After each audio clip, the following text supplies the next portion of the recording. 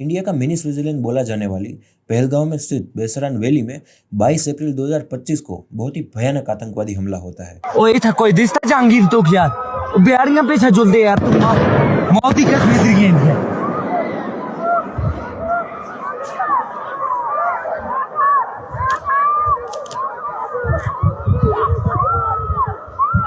अगर अभी तक के आंकड़ों की बात करें तो कुल मिलाकर 26 लोगों की इसमें डेथ हुई है और 17 से ज्यादा इसमें इंजर्ड हुए हैं। यहाँ पर सवाल यह भी उठता है कि इतना बड़ा सिक्योरिटी लैप्स, इतना बड़ा इंटेलिजेंस फेलियर, आखिर इतनी बड़ी चूक हुई कैसे? इस हमले में सबसे चौंकाने वाली बात यह है कि इस बार प्रिसाइजली स्पेसिफिकली टूरिस्टों को टारगेट किया गया। अगर हम पिछला इतिहास उठाकर देखें तो अभी तक कहीं भी, चाहे वो मिलिटेंट्स का अटैक हो, चाहे टेररिस्ट अटैक हो, कभी भी टूरिस्टों को परेशान नहीं किया गया हो, उनको हमेशा बख्शा गया है। लेकिन इस बार प्रिसाइजली टूरिस्टों को, सैलानियों को टारगेट किया गया और उसमें भी स्पेसिफिकली हमारे हिंदू भाइयों को टारगेट किया गया। उनसे कलमा पढ़वाया गया, उनसे अपनी आइडेंटिटी पूछी गई, अपना रिलीजन पूछा गया, उनके कपड़े उतार कर उनकी आइडेंटिटी चेक की गई। बाद में उनको बड़े ही क्रूरता से उनको मारा गया। It's a cold blooded murder, it's not about just terrorist attack. ये सिर्फ आतंकवादी हमला नहीं था, ये पूरी तरह से एक टारगेटेड किलिंग थी। सिर्फ और सिर्फ हिंदुओं को मारना, बाकी सबको छोड़ देना, ये कोई आम बात नहीं है। ये बहुत ही सोची समझी साजिश थी। इनमें से जिन 26 लोगों की मौत हुई है उनमें से 24 हमारे हिंदू भाई थे और एक उनमें से उनका लोकल कश्मीरी लोकल था जो मुसलमान था और एक क्रिश्चियन था। सवाल यहाँ पर, बड़ा सवाल ये उठता है कि वाई, सिर्फ और सिर्फ हिंदू क्यों? बोले ना मुझे क्या बोलते भेलपुरी खाली थी, मेरा पति साइड में था, एक इंसान है, उसने उसको गोली मार दी। यहाँ पे उसने बोला कि ये शायद मुस्लिम नहीं है, उसने उसको गोली मार दी। नीलम, ये जो भीड़ सब है प्रेसिडेंट, आप टेंशन मत लो, मेरे बेटे को बचा लो। हम बचा देगा, कोई बात नहीं। बेहतर प्लीज भगवान के लिए बचा लो। जब सिमन युवा रीजन क्या है, ठीक है हम बचा देंगे, आप टेंशन मत लो। मैं आ रहा हूँ। मैं कहाँ पे आपका ये हस्बैंड? क्या हुआ इसको, क्या हुआ? Please ask for help. We don't need Okay, don't worry. You okay? You need a water, sir? Sir, we'll manage. Just Huh? ask for help. Okay, first you give the heads water, Yes. drop of water. Take a drop of water, sir, please. Please. जो ये इतना बड़ा हमला हुआ है, जो बहुत ही दर्दनाक, भयानक और कायरतापूर्ण हमला था, ये कोई आम बात नहीं है। इसके पीछे जरूर कोई बहुत बड़ा आतंकी संगठन, या कह सकते हैं कि पाकिस्तान का हाथ था। लेकिन सो कॉल्ड लिबरल अब ये बोलेंगे कि तुम्हारे पास क्या प्रूफ है कि ये इसमें पाकिस्तान का हाथ था।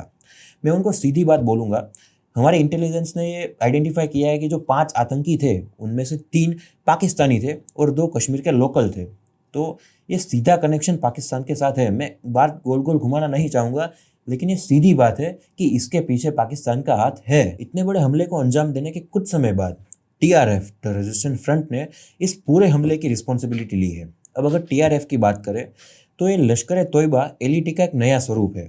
लश्कर तोयबा, जिसका मास्टरमाइंड और कमांडर हाफिज सईद, जिसका नाम आज से पहले बहुत से आतंकवादी हमलों में आ चुका है, फिर चाहे वो पुलवामा अटैक हो, 26/11 हो, मुंबई बॉम्ब ब्लास्टिंग हो, पार्लियामेंट अटैक हो, इसलिए ये कोई नया नहीं है। अगर हाफिज सईद की बात करें तो सबको पता है कि वो पाकिस्तान में है। हाँ, पाकिस्तान नहीं मानेगा वो बात अलग है। वो तो ये भी नहीं मानता था कि बिन लादेन उसके घर पे है, लेकिन बिन लादेन वहां से ही निकला था। जो ये एलिटी है वो नया स्वरूप देने के लिए, क्योंकि अगर लश्कर तोयबा का नाम आता है तो सबको पता चल जाता है कि ये पाकिस्तान से आया है, इसीलिए इसको नया स्वरूप देने के लिए TRF इसका नाम रखा गया, जो नया संगठन 2019 के आसपास बना था। इसका जो मेन कमांडर है सैफुल्लाह खालिद, सैफुल्लाह कसूरी भी बोला जाता है, और हमारे इंटेलिजेंस के मुताबिक सैफुल्लाह कसूरी इस पूरे हमले का मेन मास्टरमाइंड है। और सैफुल्लाह कसूरी की बात करें तो अभी थोड़े समय पहले ही पाकिस्तान के एक भाषण में उसने बोला कि हम 2026 तक कश्मीर को इंडिया से आजाद करवा लेंगे। तो तुम्हें चैन और सुकून नहीं लेने देगा। तुम कश्मीर को ठंडा करो, वो बलूचिस्तान को गर्म करेगा। तो अब आप समझ ही सकते हैं कि इन लोगों की आइडियोलॉजी क्या है और ये लोग क्या चाहते हैं। और इतने बड़े हमले में लोकल्स का सपोर्ट ना हो, ये बात भी हम नहीं कह सकते, क्योंकि अगर आपको किसी भी हमले को इतने बड़े स्केल पर एग्जीक्यूट करना हो तो लोकल्स का सपोर्ट चाहिए ही। विदाउट लोकल सपोर्ट ये पॉसिबल ही नहीं है। लोकल सपोर्ट की बात करें तो आदिल ठोकर नाम के एक व्यक्ति ने इस हमले में पूरी तरह से आतंकियों की मदद की है। फिर चाहे वो POK में से, पाकिस्तान ऑक्यूपाइड कश्मीर में से आतंकियों को पीर प्रांजल, देवदार जैसे, कोकरनाग जैसे जंगलों में से लाना हो, फिर चाहे उसको रहना, क्योंकि इतने दिनों का ट्रैक करोगे आप तो रहने खाने की भी व्यवस्था करनी पड़ेगी। इंटेलिजेंस की माने तो 15 और लोगों का इसमें साथ था, इसलिए लोकल सपोर्ट भी इसमें भरपूर तरीके से आतंकियों को मिला है। और आदिल ठोकर की हम बात करें तो आदिल ठोकर का बैकग्राउंड हम चेक करें तो 2016 के आसपास वो पाकिस्तान गया था, लश्कर ए तोयबा के पास ट्रेनिंग ली और 2019 के बाद इंडिया आया। 2019 के बाद से छोटे मोटे आतंकी हमलों में, छोटे मोटे आतंकी गतिविधियों में उनका नाम सामने आता रहता था।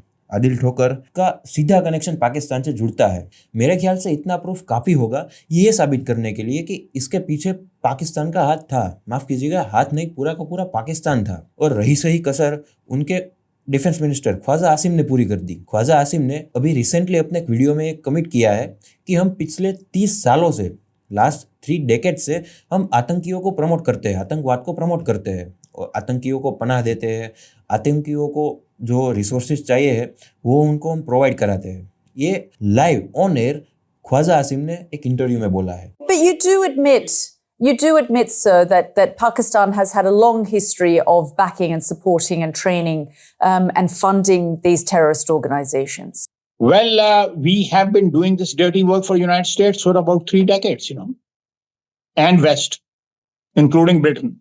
I personally and our government also in last 2 days, we have condemned it categorically, without any reservation, that terrorism in all its forms is something which should be condemned as strongly as possible.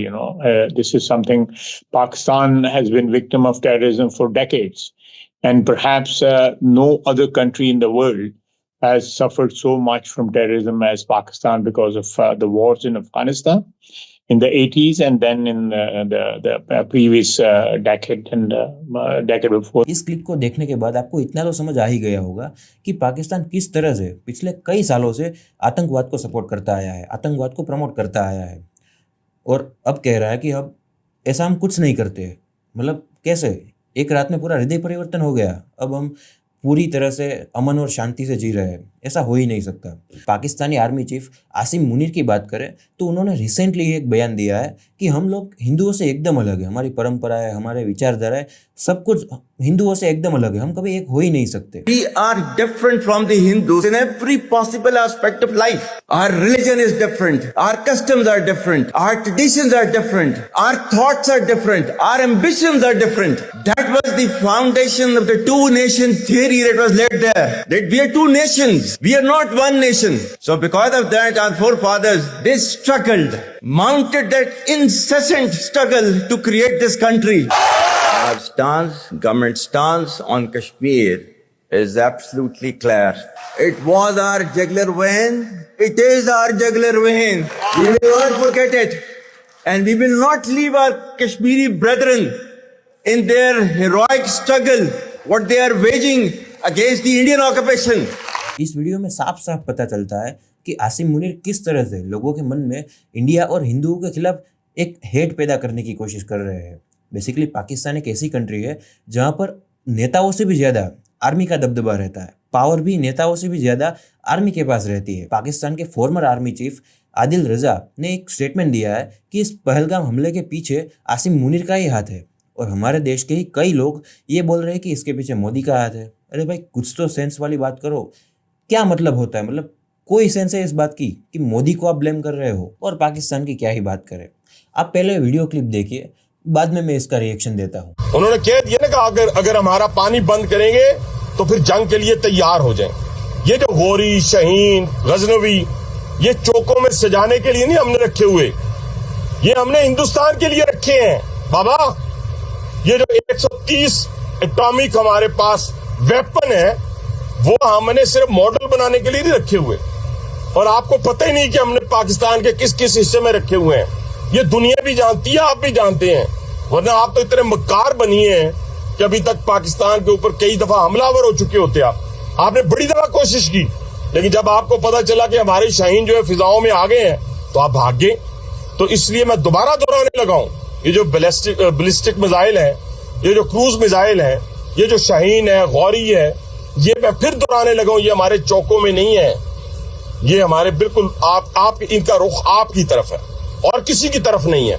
तो इसलिए ये सोचना भी ना कि आप पाकिस्तान की हदूद को क्रॉस करोगे, अगर सोचोगे भी तो उसका खमियाजा आपको भुगतना पड़ेगा। मतलब ये क्या नौटंकी चल रही है। मतलब ये जनाब हनीफ अब्बासी पाकिस्तान के एक मिनिस्टर है, मतलब कुछ भी इतनी बड़ी बड़ी डींगे हाँकते।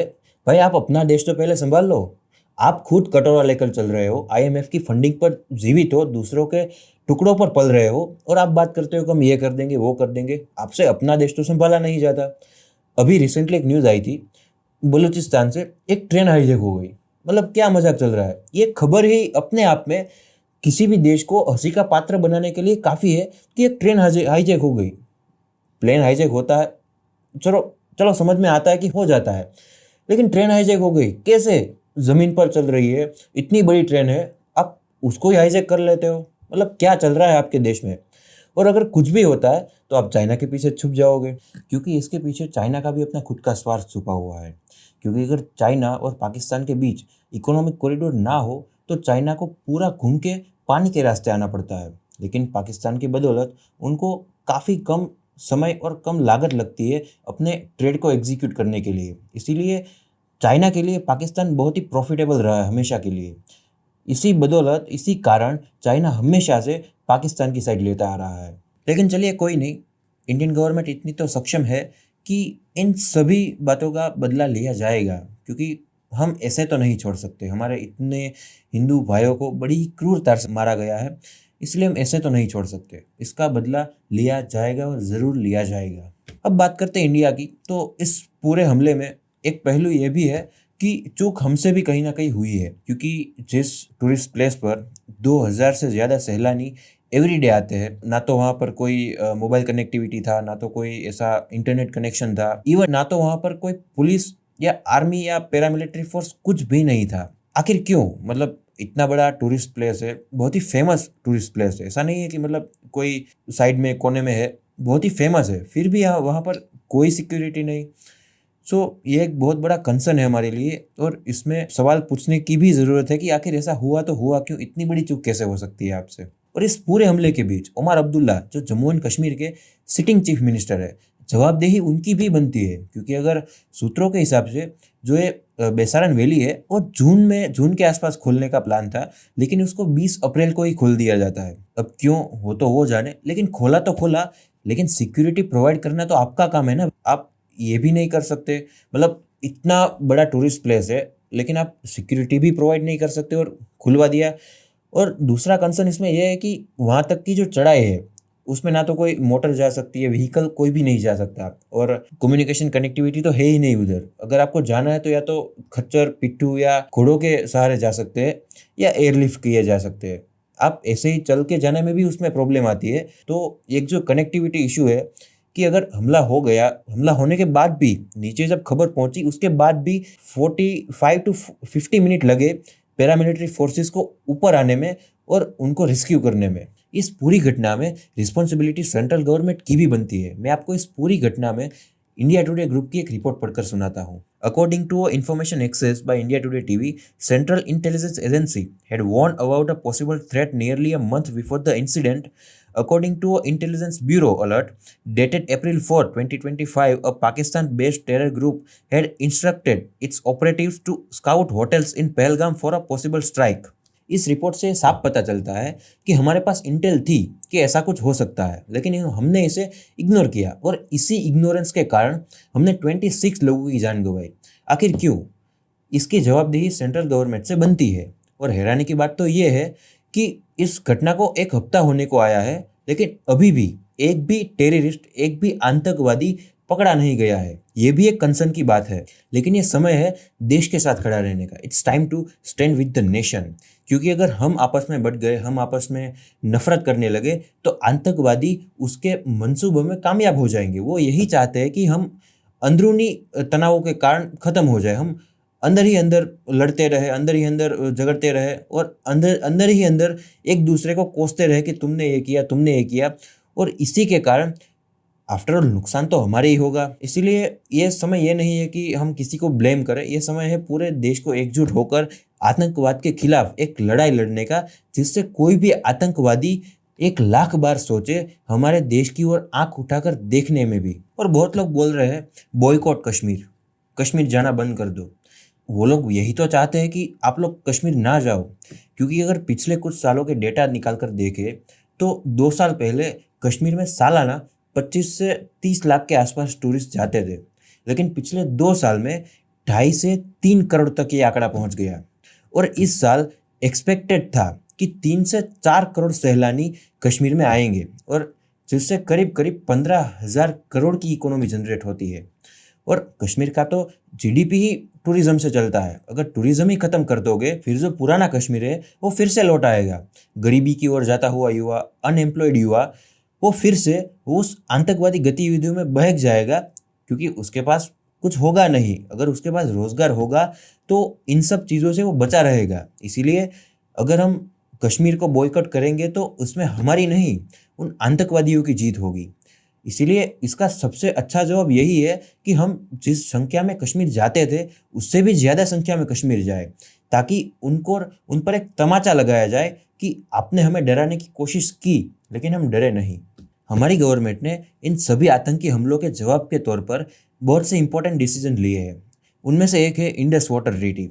1960 में इंडस वाटर ट्रीटी को बनाया गया था, और तब से लेकर आज तक बीच में बहुत से युद्ध हुए, बहुत से टेरर अटैक हुए, लेकिन इस वाटर ट्रीटी को कभी छुआ नहीं गया था, कभी छेड़ा नहीं गया था।